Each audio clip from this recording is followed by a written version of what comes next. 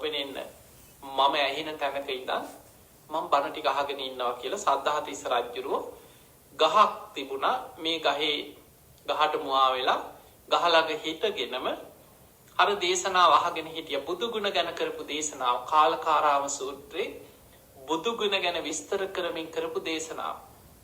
දැන් හවස පටන් ගත්ත දේශනාව ඉර බැහැගෙන යනකොට හඳ එළියේ පටන් ගත්ත දේශනාව එක දිගට ගලාගෙන බුදු ගුණ විස්තර කරගෙන එළි වෙනකම්ම බුදු ගුණ ගැනම උන්වහන්සේ දහම් දෙසුවා. හිමිදිරි උදෑසන අරුණෝදේ වැටෙනකොටම ඒ බුදු ගුණ දේශනාව අවසන් කරා. මිනිස්සු සාදුකාර දුන්න සතුටින් දෙවියන් පවා අහසේ සාදුකාර දෙනවා. සද්ධාතිස්ස රජුරුවෝ එළි වෙනකම් බණ අහගෙන ඉඳලා සාදුකාර දුන්නා. රජුරුවන්ගේ කටහඬ මේ මහරහතන් වහන්සේට ඇහිලා ඇහුව රජතුමනි. රජතුමා කොතනද හිටියේ?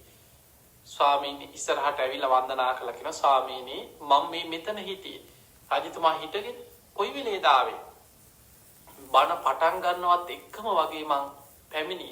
බාධාවක් වෙයි කියලා මං ඉදිරියට ආවේ නැහැ. මම මෙතන එතකොට එළි වෙනකන් හිටගෙනද?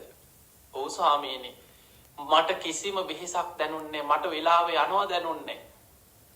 බුදු ගුණ ගැන අහනකොට මගේ හිතේ ඇතිවෙච්ච ශ්‍රද්ධාව ප්‍රීතියත් එක්ක මට කිසිම අපහසුවක් දැනුන්නේ මං හිටගෙනම තමයි කිව්වේ එළි වෙනකම් බණ ඇහුවේ.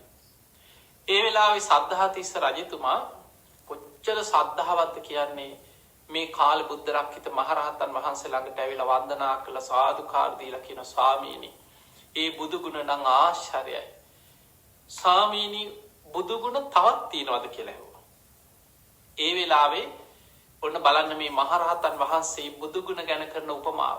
දැන් එළි වෙනකම්ම බුදු ගුණ ගැනම බණ කියපු මේ උතුම් මහරහතන් වහන්සේ සද්ධාතිස්ස රජුරවන්ට කියනවා රජතුමනි මම දේශනා කරේ ඊටාම ස්වල්පයයි. බුදු ගුණ අචින්ත්‍යයි. අනේ ස්වාමිනී උපමාවක් කියන්නේ. ඒ වෙලේ කියනවා මේ අහස් කුස ආකාශ ධාතුව මොනතරම් විශාලද? මේ අහසේ පියාඹගෙන යන පක්ෂියෙක්. අපි ගමු මොකෙක් හරි අහසේ පියාඹගෙන යන කුරුල්ලෙක් ගැන හිතන්න. ගිජු ලිහිණියෙක් පියාඹගෙන යනවා.